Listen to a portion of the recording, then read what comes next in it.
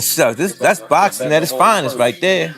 You heard it. They said it. Make that bet. Everything on the line.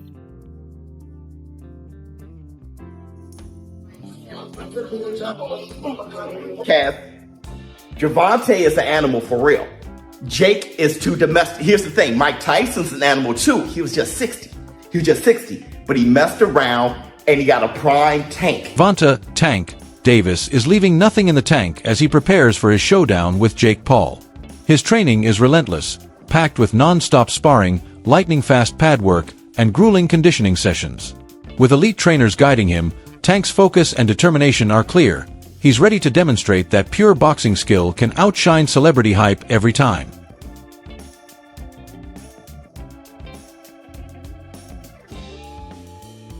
Showbiz The Adult warns that Jake Paul may have made the biggest misstep of his career by challenging Gervonta "Tank" Davis, a fighter in his absolute prime, sharper and more dangerous than ever. Tank has already defeated taller and stronger opponents like Ryan Garcia and Mario Barrios, showcasing not just his power, but his skill and adaptability. Showbiz notes that Jake might think he can rely on strategies that worked against older fighters like Nate Diaz or even in his challenge with Mike Tyson. But this is a different scenario entirely. Tank isn't a retired legend seeking a payday. He's an active world champion with speed, precision, and knockout power. According to Showbiz, Jake is stepping into a fight that could starkly expose the gap between a showman still learning the sport and a master boxer performing at his peak. Emotionally, see if he's rattled. See, when it's all said and done, the whole talking shit goes out the window. Jake's scared. And let me tell you this too. I looked at I'm sizing them up. I'm looking at Tank and Jake, and I'm looking at them. Tank can reach him too. He reached Ryan Garcia. He reached Mario Barrios. I was like, he ain't gonna be able to reach him. He's gonna reach him. I saw it. Tank's gonna reach him. He knows he's gonna reach him. Listen, I wanna say this too. Funny as hell. Before I say all this, Alicia Baumgardner, shout out to you, girl. I couldn't believe out of all the women to be the first one to do 3-minute, 12 rounds, it's Alicia Baumgardner. And I really know if I have a great endurance, great stamina, and she's doing this shit. Shout out to Alicia Baumgardner. Because, what's her name, Layla? I don't really know her like that. But she looks like she ain't rattled by Alicia. So that's a perfect dance partner for that. Try to drag Alicia Baumgardner into lake water, see what's going on with that. Shout out to Alicia Baumgardner. But let's get back to Tank. First of all, Tank knows what he's doing. Tank Davis, he said, he was just making all these implications that it's going to be scripted. When he said, you're paying me, and then he was like, yo, you're going to have to give me extra. And then he said that this is scripted. At the end of the day, I gave this little guy an opportunity. He should be thanking me. I'm paying him. I'm his boss. He reports to me, and I'm going to fucking son him on November 14th. So fuck you, little man. You paying me? Are you paying me? Yeah. 100%? 100%. Facts? Correct. Yes? Correct? Correct. I'm your daddy. 40. What 40 at? Some boxing experts caution that Gervonta "Tank" Davis might be venturing into deeper waters with this matchup. They note that Jake Paul's size and natural strength could play a significant role when they face off in the ring. While Tank's speed, precision, and knockout power have dominated in the lighter divisions, moving up to confront a heavier opponent could test his limits. Analysts emphasize that weight classes exist for a reason, to maintain balance and fairness in the ring. Even with Tank's elite skills and mental toughness, facing a naturally larger and stronger opponent adds a serious challenge that cannot be underestimated. All of a sudden, we want to know, who will win in this fight? Jake Paul or Tank Davis? It's a legit question. And I actually want to really hear your thoughts on who do you think is going to win. Because I know what Vegas is saying, but I want to know what you think. Personally, I think Tank too little, bro. Yo, I think Tank too little. I'm so glad you have a brain on your fucking shoulder. I think Tank too little. I said, bro.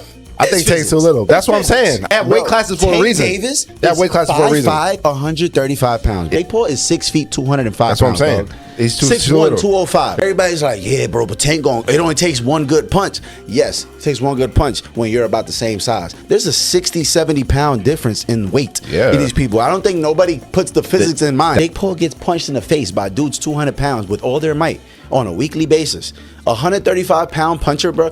If y'all remember the Mayweather versus Conor McGregor fight, Conor walks around like 180 on the regular. He's like 5'9", 180. Mayweather's like 5'7", 145. That 30 pound difference, bro. If you remember that fight, Mayweather was putting mittens on Conor.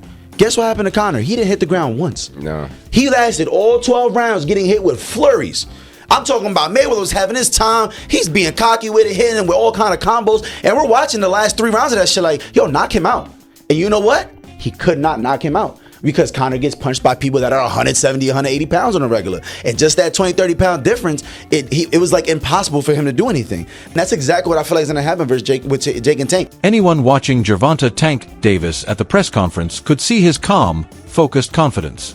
Unlike Jake Paul, who thrives on attention and controversy, Tank remained composed, displaying the mindset of a seasoned professional. His confidence wasn't loud or flashy. It was quiet, steady, and earned through years of success in the ring. For Tank, this fight isn't about social media or spectacle. It's about proving that skill, patience, and ring IQ are what define true boxing greatness. Every word, every expression carried purpose. While Jake aimed to entertain, Tank showcased discipline and determination.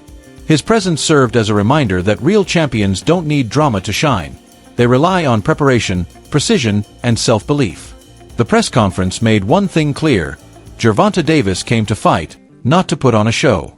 In the press conference, and you can just look at him and tell, like, no, this dude he's going to get this money for sure because there's so much money out there to be had. But Jake Paul better be not playing around, man. Not get cute, not play any games. Don't hit him in the back of the head. Don't rabbit punch him. Don't do any of that stuff, man, because Mike Tyson, first of all, a lot of people think Mike Tyson was pulling punches on Jake Paul, and a lot of people think that Anderson Silva was pulling punches on him too. You're not going to have a little Gervonta out there pulling punches on you, man, if you're out there playing games. So, I don't like the fight at all. However, as far as it being an entertaining situation, I almost guarantee you that fight itself is going to be entertaining. That it's going to be something that you look at and you're going to say, man, everybody's going to watch it. Everybody's going to want to know what happens in it. But at the same time, it's kind of like what people think, when you see a car crash. Like, you're driving down the road and all of a sudden the traffic gets heavy and you're like, man, I'm going to be in traffic for a long time. And then you drive forward a little bit and then you see, oh man, this is some accident on the other side of the road and everybody just slowing down to watch. That's the type of entertainment that you can expect from this fight between Gervonta Davis and Jake Paul. There's going to be a lot of people watching it, but I gotta say, man, you really can't blame the guy on what he's doing. And there's a lot of criticism flying on Gervonta Davis. It's not Gervonta Davis's fault that boxing took this turn. This turn of these exhibition fights and people not caring about the belts and all of that stuff came with Floyd Mayweather Jr., man. Teddy Atlas, a respected boxing analyst, compares Jake Paul's upcoming fight with Gervonta "Tank" Davis to the earlier exhibition between Logan Paul and Floyd Mayweather. He points out that while Jake may have an advantage in size and reach, experience will be the decisive factor. Atlas highlights that Davis has spent years perfecting his craft at the highest level, developing instincts, composure, and timing that only come with elite-level experience. Unlike Logan, who fought cautiously against Mayweather, Jake will face an aggressive, skilled fighter who knows how to exploit every opening. According to Atlas, Tank's precision, timing, and ring IQ are likely to completely neutralize any physical advantages Jake brings into the ring. I want this, or I like this when I heard it. No, I didn't like it, to be honest, for the optics and everything else I just said. But you do have one guy who, yeah, he's smaller, but he's a top fighter. He can punch, and he's fighting a guy who's not a top pro fighter, who's bigger. What if he hits him on the chin? What if he hits him on the chin? It'll wind up selling. And that's what'll wind up selling it. The what if. What if Tank makes him do a cha-cha? He hits him on the chin, and Jake Paul, we're going to find out if he can dance. Whoa, whoa, whoa, whoa. Do the cha-cha. That's what's going to sell it. And you can't argue that what if. You can't. I know I get to places that other people won't go and everything else. They just dismiss stuff because it's easier to do that. It's safer to do that. You don't have the bows and arrows coming at you from people that argue with you because you did that. But I don't care. I've had bows and arrows my whole life. I don't care. But that's true. That what if? What if this guy who is a real good puncher, who is one of the best fighters in the world right now, what if he hits him? What if he makes a miss and he counters him? Or he jumps up in the air. Bang! And he hits him. Sid Terrace was a great fighter. No, not the 1700s, but years ago. And Cus D'Amato told me he loved Sid Terrace. He said, Teddy, he used to jump up in the air and hit you with 3 jabs. I said, whoa, man, Sid Terrace. All right. Anyway, look, I can't finish without saying that it did invoke some memories and thoughts that we've been here before in a different way, where Jake Paul's brother fought Mayweather. That's not forget. And I'm not saying I like that either. Analyst Luke Thomas offered a thoughtful perspective on Gervonta "Tank" Davis as he prepares to face Jake Paul. He praised Tank's knockout power and precise finishing ability, but also noted a shift in his mindset. This time, Davis appeared calmer, more reserved, and reflective, not out of fear, but from a mature understanding of what this fight represents. Thomas explained that this attitude reflects a fighter who sees the matchup as more than money or fame. It's about protecting his legacy, representing real boxing, and standing up to the rise of celebrity fighters. Such mental growth often comes when athletes recognize they are part of something bigger than a single bout. For Davis, the challenge isn't just physical, it's also mental, demanding focus, patience, and emotional control. Channeling this calm focus could sharpen his timing and precision, but mismanaging it could add pressure. Either way, Thomas believes this evolution highlights a deeper side of Gervonta Davis, a fighter determined to show that true skill, discipline, and ring intelligence still outweigh fame and size. So in that sense, it's a little bit different. It's not different in the sense of a boxer in his prime or relative prime straying off the path, but this one is not. It's not like someone else, in a similar weight. It's like completely the opposite, and so that makes it, I think, look and feel weird. And then on top of it, obviously, Gervonta's got other business to handle. He looked to me, Gervonta, absolutely, completely disinterested. Even at the beginning of this year, and even at the pre-fight Lamont Roach stuff, Tank was talking about how much time he has left in boxing, and he was sort of wasn't much. The Lamont Roach fight, it blew up in his face, but Lamont Roach was cherry picked.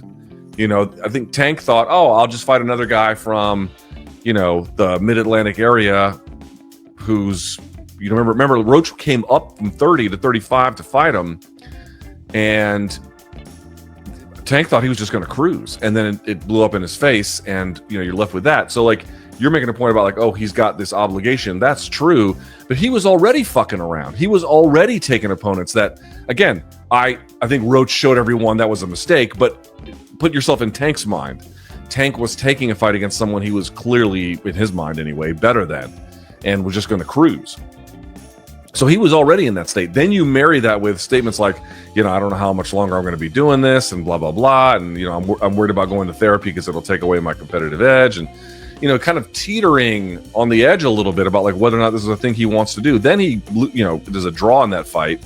The growing tension between Jake Paul and Gervonta "Tank" Davis perfectly illustrates how this fight blends entertainment with genuine competition.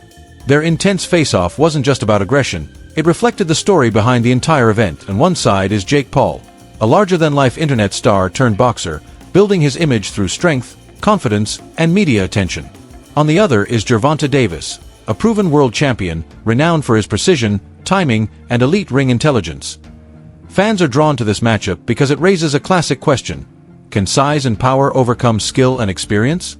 This fight is about more than pride. It reflects how boxing is evolving as showmanship collides with pure athletic talent. Jake embodies the modern entertainment side of the sport, while Tank represents discipline, tradition, and mastery. As fight night draws closer, excitement builds not only for the action inside the ropes, but for the statement this battle will make about the future of boxing in an era driven by fame, money, and ambition. Left hand down the pipe. You can even see here, I'm not even trying to do the whole body language breakdown, but you can even see Tank could get under that left hand because he's 5-0. He could roll under that left hand, and here comes the brick hand over the top. If he lands something like that in 10 ounces, I'm going to tell you this. Jake's 200 and something pounds. That's still going to hurt at the very least, and who knows what, because Tank's got ridiculous power. So Jake, a little sloppy on the push there. He got pushed. He wanted to get it back. There's something to be taken away from that, but lines up perfectly for a counter left hand. And you even see his promoter here is kind of grabbing his left hand because Tank wanted to let it fly. And Jake backed up a little bit. He said, oh, and Tank comes with that.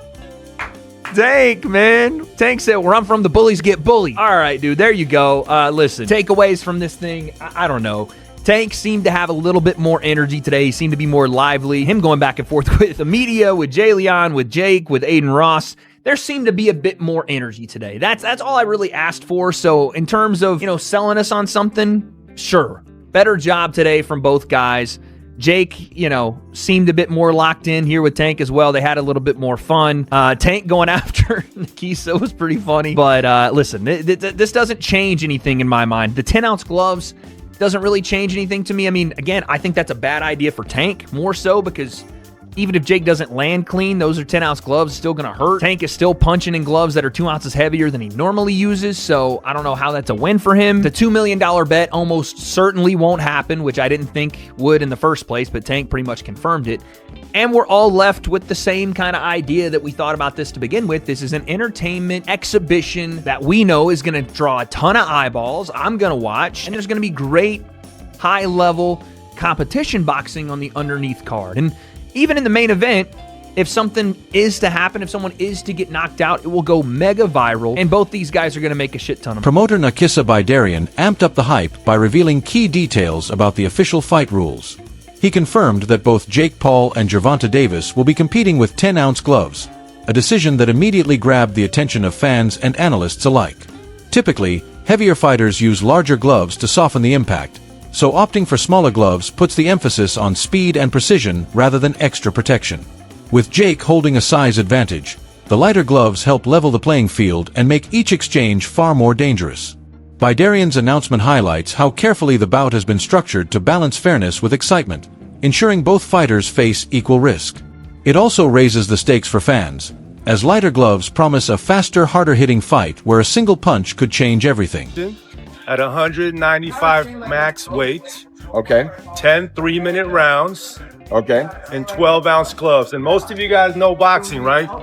Most of the fights are with 10-ounce gloves.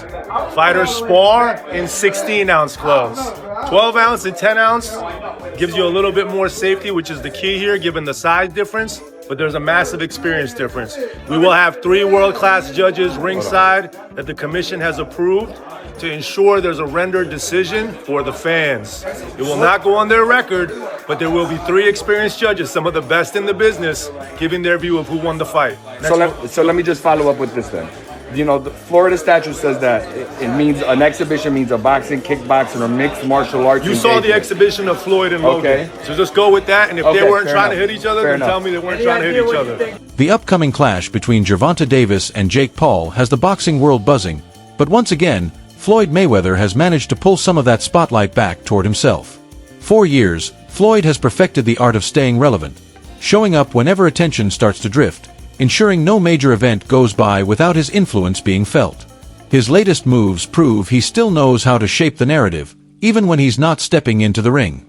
Meanwhile, with fans debating Jake's size advantage versus Tank's raw power, Gervonta remains laser-focused on his training. He's keeping quiet, grinding day in and day out, ready to demonstrate that true skill and discipline still define the sport.